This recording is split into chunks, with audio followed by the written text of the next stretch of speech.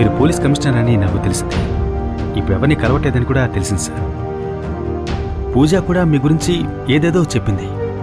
పూజతో సహా మీ గురించి ఎవరికి ఏ నిజం తెలియడం లేదు సార్. అంతెందుకు నాకు కూడా తెలియదు సార్. శ్యామ్ కూడా చివరి వరకు మీతో కాంటాక్ట్ చేయడానికి వీలేకుండా పోయిండొచ్చు. అసలు ఏం జరిగింది సార్? పెళ్ళైన 10 సంవత్సరాల తరువాత లిండా పుట్టింది. ప్రాణానికి ప్రాణంగా పెంచాను. తను ఆశపడిందేదీ నేను కాదనలేదు. మోడలింగ్లో ఎంతో ఎత్తుకు ఎదగాలన్నదే తన ఆశ. డాడీ నేను వెళ్తున్నాను డాడీ. ఏంటి వేళకులమా? నీకోసం టిఫిన్ చేసి ఉంచాను. వెళ్తానంటే ఏంటి? కాంపిటీషన్ కి వేరే టైం అయింది నాన్న. నేను డైట్ లో ఉన్నానని తెలుసు కదా. Please daddy. డైట్ అని చెప్పి నీ ఒళ్ళు పాడు చేసుకుంటున్నావు. నాన్నకి దశలు నచ్చదు. అందాల పోటీకి మూలమే అందమే కదా డాడీ. నీ అందమేనమ్మా నాకు భయంగా ఉంది. అదిగో శామ్ నీ కోసం ఎదురు చూస్తున్నాడే, ఆ విషయం నీకు గుర్తుందా లేదా?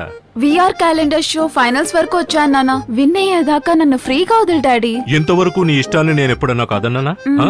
మీ అమ్మన్న కూడా నేను ఇంత ఫ్రీగా వదలదు. కొంచెం అర్థం చేసుకో. నాకు అమ్మ నాన్న అన్నీ మీరే డాడీ. ఇంకెందుకు నేను ఆలోచించాలి?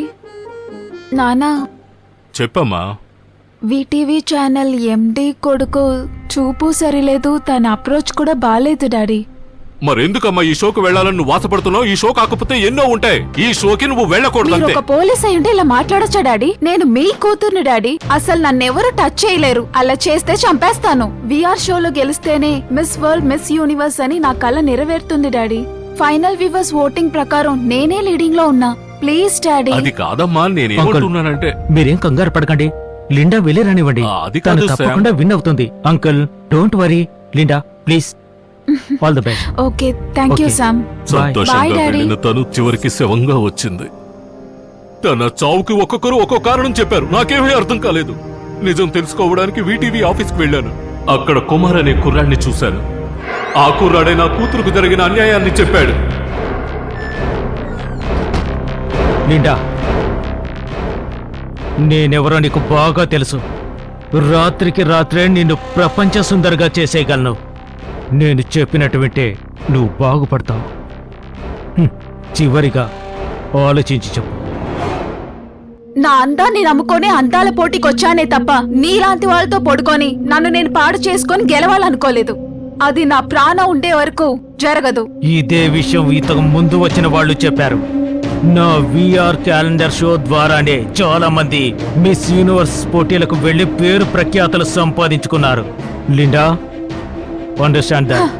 నువ్వు జరిపించే షో మూలంగానే మిస్ వరల్డ్ మిస్ యూనివర్స్ కి వెళ్తారని అనుకోవద్దు. నీలాగా 1000 మంది షో నడుతున్నారు. నిజాయితీగా ఉంటే గెలుపు వాలిదే. నా అంబిషన్ ఎలా అచీవ్ చేయాలో నాకు తెలుసు. అది జరగదు. నేను జరగనివ్వను. వాడి కోరికను లిండా ఒప్పుకోనందుకు డ్రెస్సింగ్ రూమ్ లో చాటుగా తీసిన వీడియో గురించి చెప్పి తన కోరిక తీర్చకపోతే ఆ వీడియో ప్రపంచమంతా చూపిస్తానని చెప్పాడు. వాడి బెదిరింపుల వల్లే నా కూతురు తన మానం కాపాడుకోవడానికి ఆత్మహత్య చేసుకుందనే నిజం చెప్పాడు. నిజాన్ని ఎక్కడైనా చెప్తానని వాడు నాకు మాటిచ్చాడు. వాడిచ్చిన మాట ప్రకారం నేను కోర్టుకు వెళ్ళాను. యువరానా, నా కూతురు లిండాకు మోడలింగ్ అంటే చిన్నప్పటి నుంచి ఆశ. మిస్ ఆంధ్ర అవ్వాలి, మిస్ ఇండియా అవ్వాలి, మిస్ యూనివర్స్ అవ్వాలని. ఇదే తన అంబిషన్. తన ఆశకు నేనెప్పుడూ అడ్డుపడలేదు.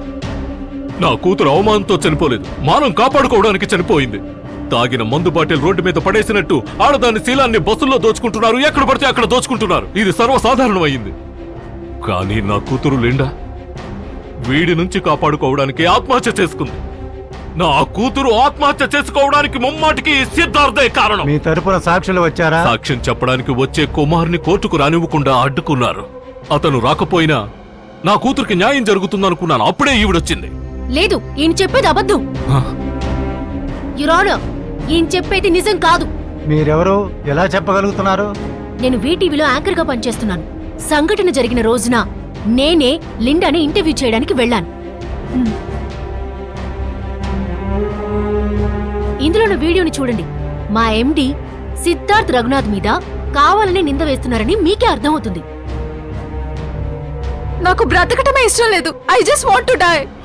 ఈ వీడియోలో ఉన్న దృశ్యాలు చూసిన తర్వాత లిండా తనకు తానే ఆత్మహత్య చేసుకున్నదని సందేహానికి తావు లేకుండా నిరూపణ అయింది. పైగా తగిన సాక్ష్యాధారాలు కోర్టుకి సమర్పించలేకపోయారు. బాధ్యతతో వ్యవహరించాల్సిన పోలీస్ అధికారి పీటర్ ఎస్ కుమార్ తన అధికారాన్ని దుర్వినియోగం చేసి స్వార్థంతో సిద్ధార్థ్ రఘునాథ్ మీద కేసు వేసినందుకు ఈ న్యాయస్థానం ఖండిస్తోంది. వారిని తాత్కాలికంగా సస్పెండ్ చేయాలని పోలీస్ శాఖకి ఉత్తర్వులు అన్ని ఇస్తోంది. సాక్ష్యాలు నాకు వ్యతిరేకంగాను వాడికి అనుకూలంగాను మారాయి. నా కూతుర్ని అన్యాయంగా చంపేశారు. నన్ను ఉద్యోగంలోంచి సస్పెండ్ చేశారు. ఆ కోపంలో నేను వీటీవీ ఆఫీస్కి వెళ్ళాను.